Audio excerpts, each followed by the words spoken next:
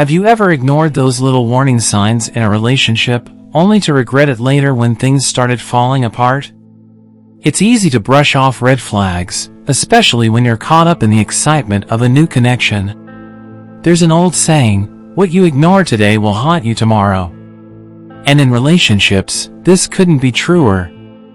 Those red flags that seem small at first can spiral into much bigger problems down the line. In this video, we'll talk about the most crucial red flags you should never ignore if you want to protect your heart and your peace of mind. Trust me, paying attention to these early signs could save you a lot of heartache in the future. Stick around till the end, because I'll be sharing some key insights that will help you navigate relationships with more wisdom and clarity. Disrespecting your boundaries and personal space. Disrespecting your boundaries and personal space is something that we often overlook or excuse, but it can be one of the most toxic behaviors in any relationship, platonic or romantic.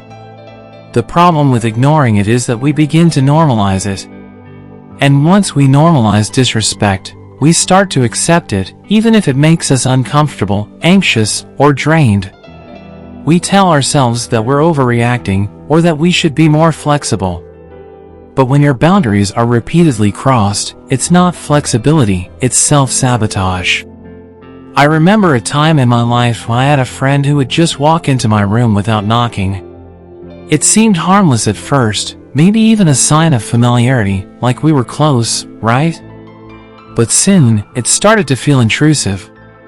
I'd be in the middle of something, trying to focus, and suddenly, there they were, barging in with no warning. At first, I laughed it off, thinking I was being dramatic.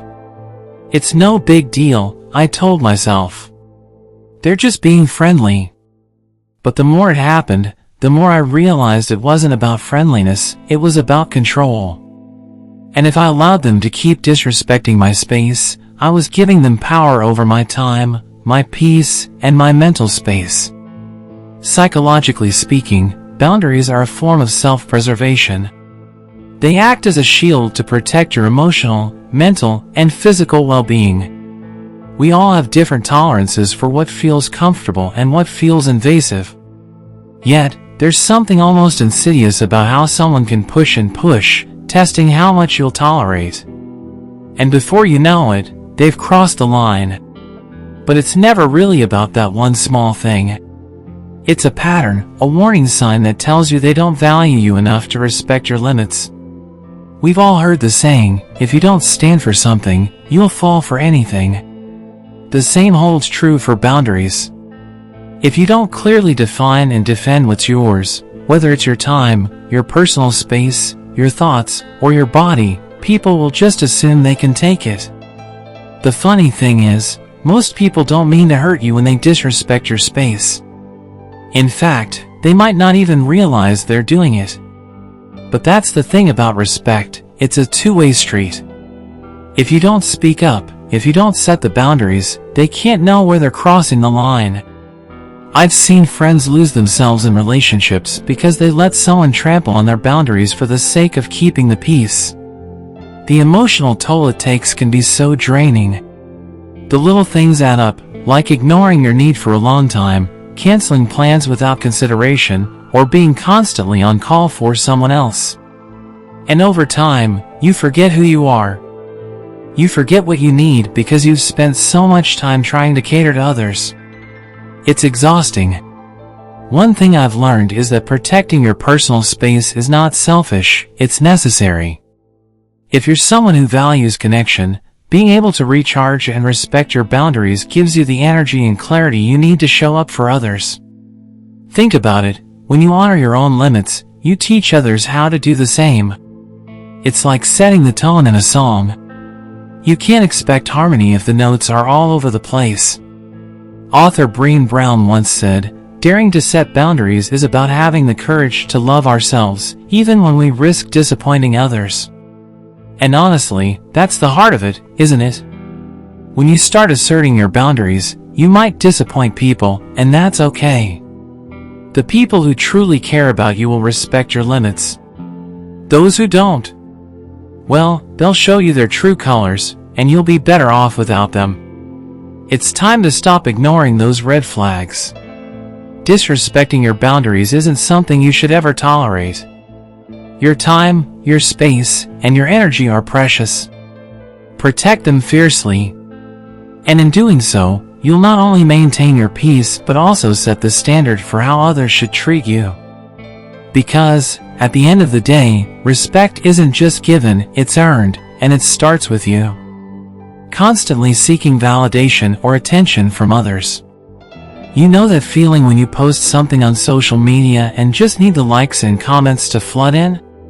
It's almost like your worth is tied to how much attention you get. And, to be honest, we've all been there.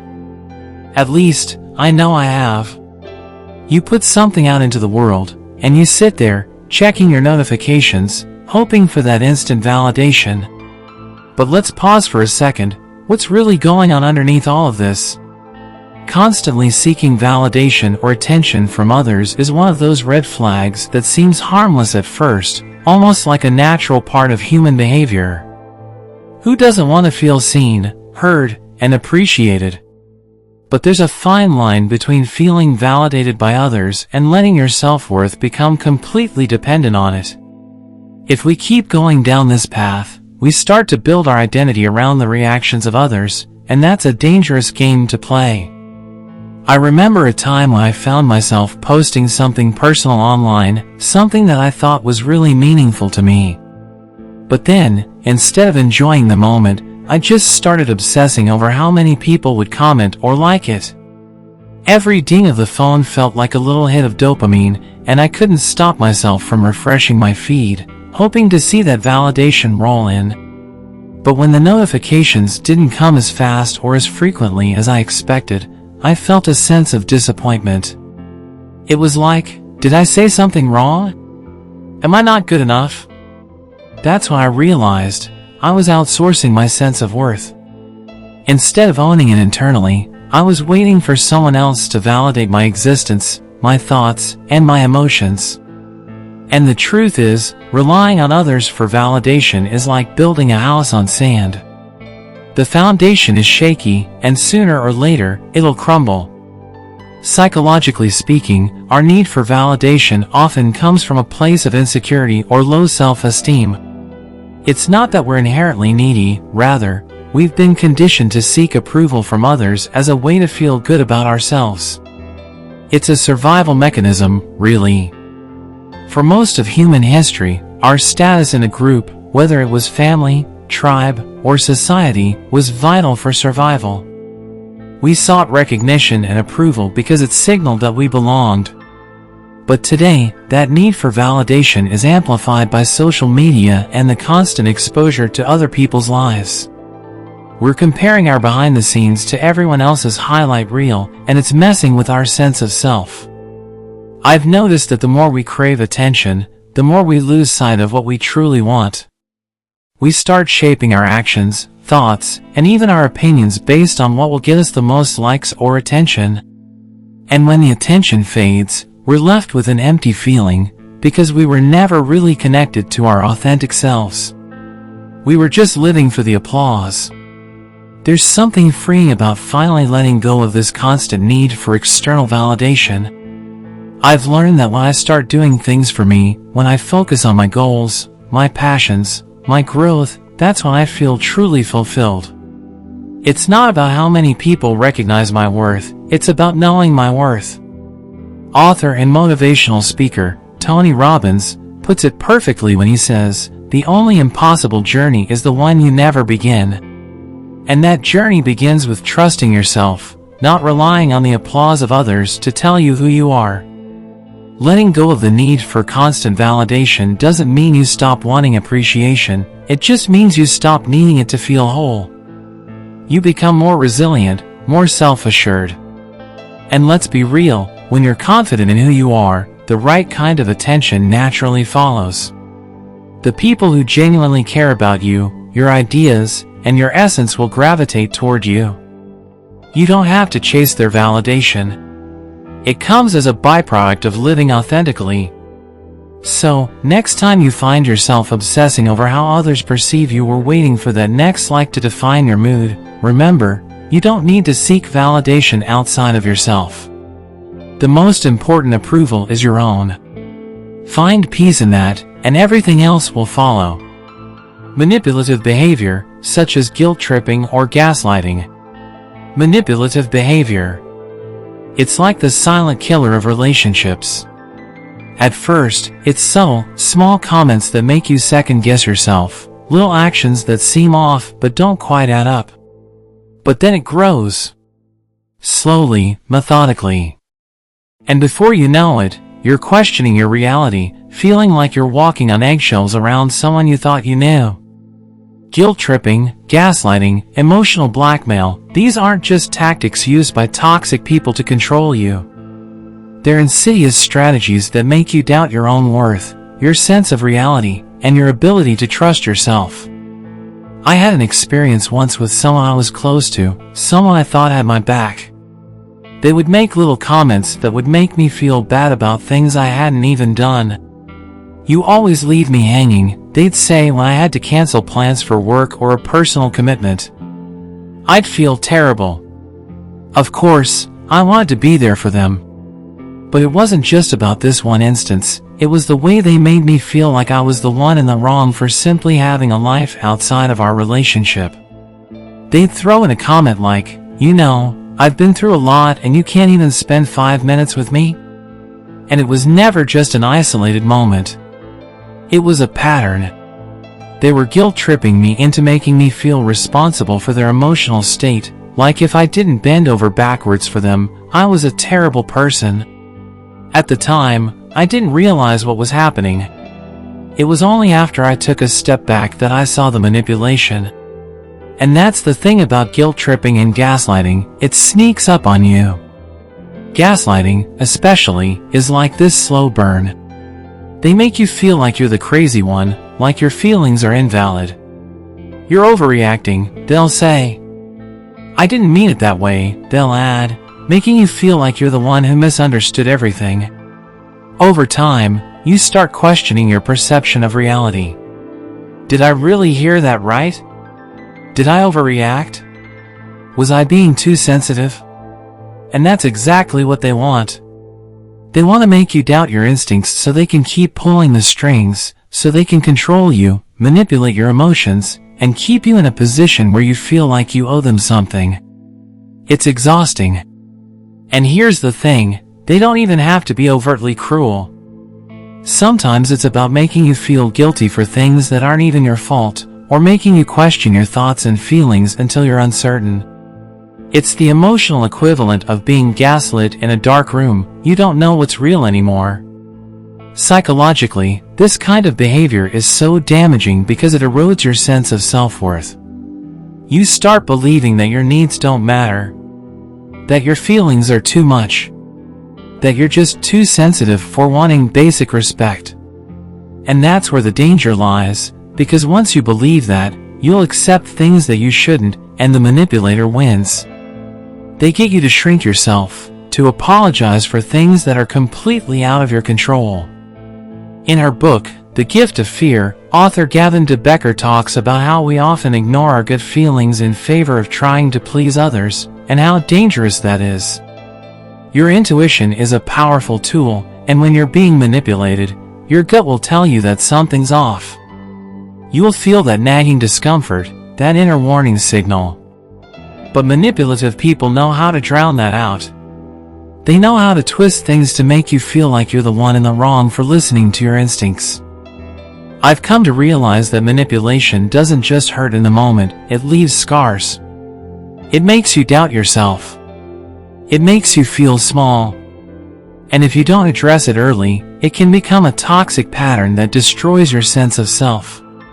So, if you ever find yourself in a situation where someone is making you feel guilty for setting a boundary, or telling you that your feelings don't matter, that's your red flag. Trust it. Walk away if you have to. The moment you start questioning your own reality, that's when you need to stop and say, "No. This is not okay." In the end, remember, you deserve respect. You deserve to feel safe and heard. Manipulation might be smooth, but your worth is non-negotiable. Don't let anyone make you feel like you need to apologize for taking care of yourself. The only person whose opinion matters in your life is the one staring back at you in the mirror. Inconsistent communication and lack of transparency. Inconsistent communication and lack of transparency. It sounds simple, right? But let me tell you, it's one of those red flags that's so easy to overlook until it's too late. You know that feeling when someone goes radio silent for hours or even days, and you're left wondering what happened? Maybe they respond to your messages, but it's always vague, just enough to keep you hanging. Hey, sorry I haven't replied, been busy, or I didn't mean to ignore you. And yet, despite all the apologies and explanations, the behavior doesn't change. You start to feel like you're chasing something, but you're not really sure what it is. I've been there. I remember a time when I was talking to someone who I thought was really into me. At first, the communication was pretty steady, texts, calls, memes shared back and forth. But then, things started to slow down. A day without a text turned into 2 days, then a week. And whenever I'd ask what was going on, I'd get some generic response, "Oh, you know, just stuff going on." And I'd accept it, because I wanted to believe the best. But deep down, I started feeling uneasy, like I was being kept in the dark. The lack of transparency, the refusal to open up, it was like they were hiding something. But what? At that point, my mind started playing tricks on me. I'd overanalyze every conversation, wondering if I had said something wrong. Was I too clingy? Was I asking too many questions? Maybe it was all me. Maybe I was being needy. That's what their vague responses were making me think. But the truth was, the inconsistency wasn't about me at all. It was about them. They were pulling back, not because of something I did, but because they weren't being upfront about their feelings. They weren't being honest with themselves, let alone me. And that's the problem with inconsistent communication and lack of transparency. It leaves you questioning your worth, your value, and your place in the situation. It puts you in a position where you're always trying to decode someone else's behavior, always trying to read between the lines. And that's exhausting. The psychological toll it takes can be real. You find yourself on edge, constantly wondering what's going on, what you're missing, and why they won't just tell you the truth. It eats away at your peace of mind. Here's the thing, when people care about you or when they're invested in a relationship, whether it's romantic, friendly, or professional, they're going to make an effort to communicate. You don't have to chase them down, wait for hours for a response, or try to decipher their cryptic texts. People who value transparency will be honest about what's going on in their lives, and they'll make it a priority to keep the lines of communication open. As author Brené Brown once said, "Clear is kind. Unclear is unkind." It's simple, really. If someone is being vague or inconsistent, it's not because they're protecting your feelings, it's because they're not willing to give you the clarity you deserve. I get it, though. Sometimes people are just busy, right? Life happens. But consistent communication isn't about responding in minutes or hours, it's about showing up when it matters. It's about being there when you say you will be. And when you can't be, it's about being transparent enough to explain why. Trust is built through this transparency. Without it, you're left with uncertainty, and that's a breeding ground for anxiety and doubt. I've learned that the moment I start feeling like I'm in a constant loop of confusion or trying to chase someone's attention, that's my cue to step back and reevaluate. Because if someone really cares, they'll communicate. Period. They won't make you wonder. They won't keep you guessing. They won't leave you questioning their intentions. If it's not consistent, it's a sign. And the longer you ignore it, the more it chips away at your peace of mind. So, if you find yourself constantly waiting for a response or feeling like you're not getting the full picture, listen to that gut feeling.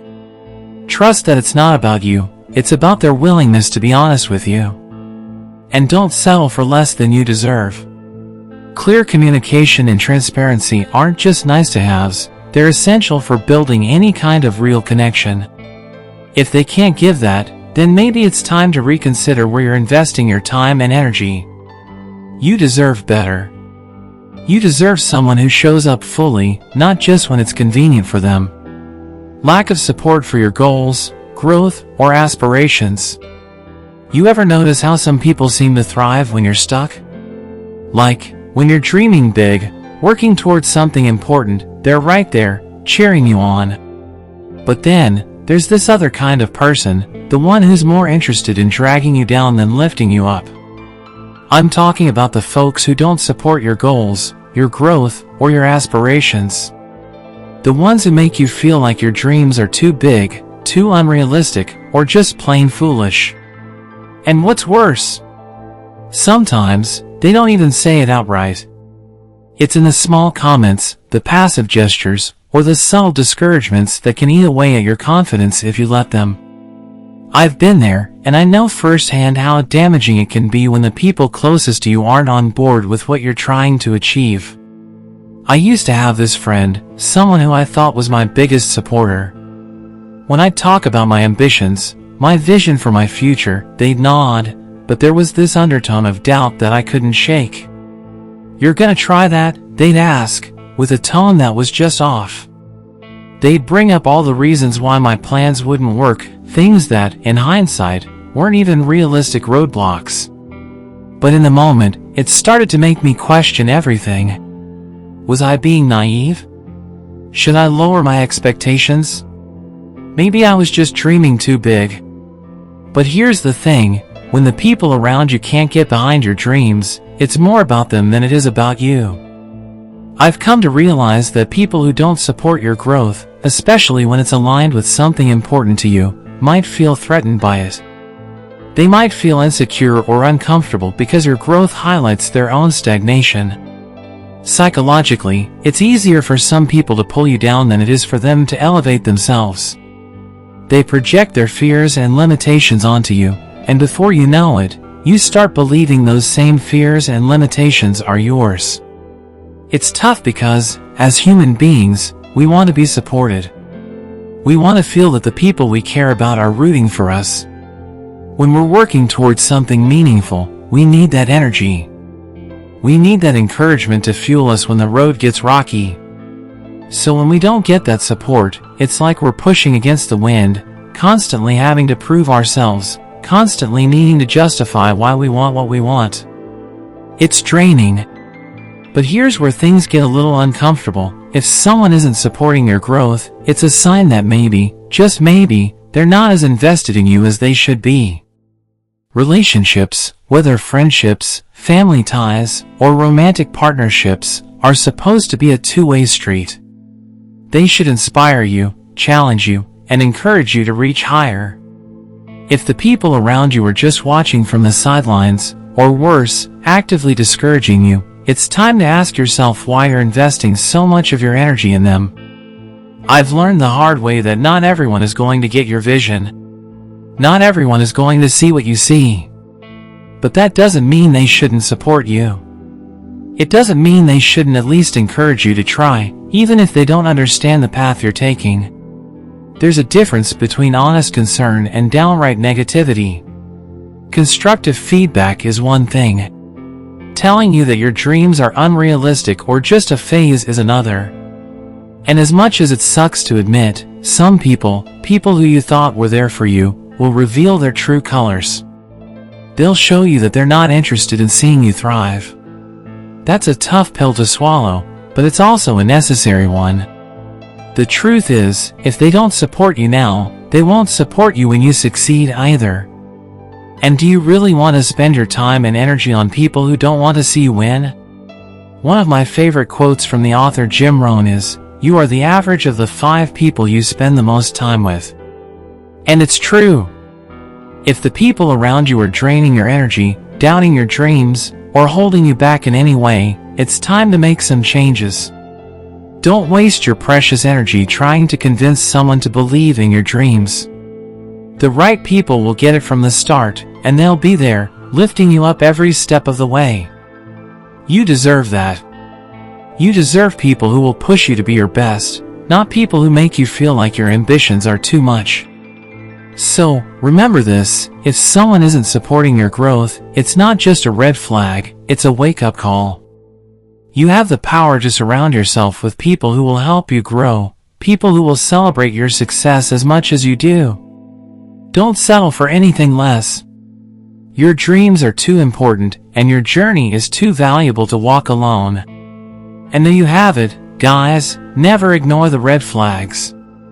Trust your intuition and set boundaries early to protect your peace and well-being. Relationships should lift you up, not drain you. If you found this video insightful, make sure to like, subscribe, and share it with someone who needs a reminder about the importance of self-respect and awareness. Keep growing, stay alert, and always trust your gut.